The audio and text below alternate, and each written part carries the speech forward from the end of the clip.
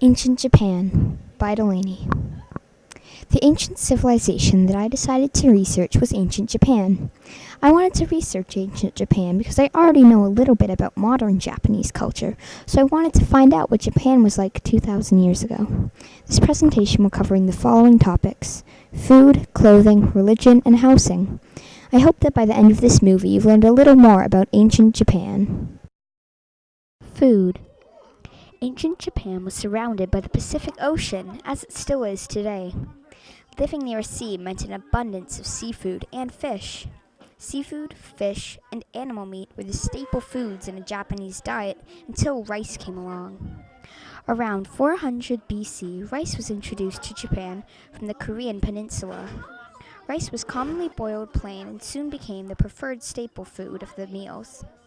Along with being a popular food in Japan, rice also played a part in ancient Japanese currency. Wealth was measured in koku. 1 koku equaled 47 gallons of rice. Rice is still a well-known food in Japan. Meats that were commonly included in meals were hunted by hand, such as cattle, horses, dogs, monkeys, and chickens. Soybeans and red beans were introduced to ancient Japan cuisine about a century later. There was a dish named natto, which was a meal made of soybeans. It was healthy and low in calories and high in protein. I know it doesn't look very appetizing now, but it was a very popular dish 2,000 years ago. Most people of ancient Japan hunted, fished, or gathered their own food. Also, many people used an open-pit fired clay vessel to cook and boil their food. Clothing. The most common type of clothing in ancient Japan were kimonos. Kimonos are still around today, but they are not as common as they were in the ancient times. Both men and women wore kimonos. Men's kimonos were black, white, brown, blue, and gray, while women's were decorated with floral patterns. Most kimonos were tied with an obi or a sash. As well as fancy kimonos, robes were also worn by people in ancient Japan. Most robes were decorated with religious designs. Emperors and rulers wore heavily embroidered robes. One more piece of clothing that Japanese women wore was the chinongsam. It was a one-piece dress with a high neck and a closed collar with short sleeves. Most people owned only woven straw shoes as their footwear. Religion. There were two main religions practiced in ancient Japan: Shinto and Buddhism. Shinto was Japan's native religion that many people followed.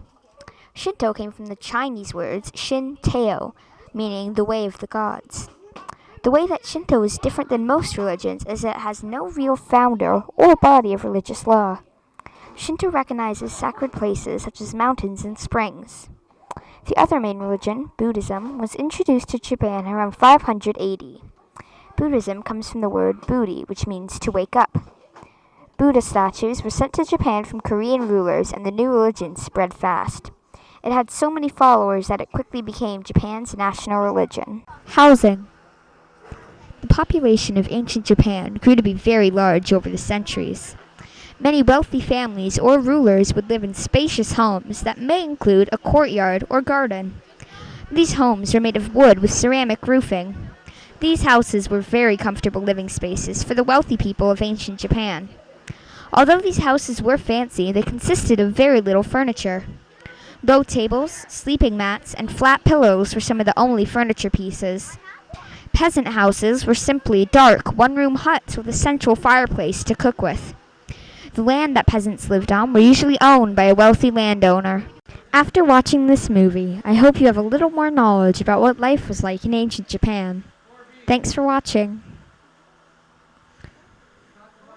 Here's a list of the websites and pages that I use to help me find some of these pictures and information.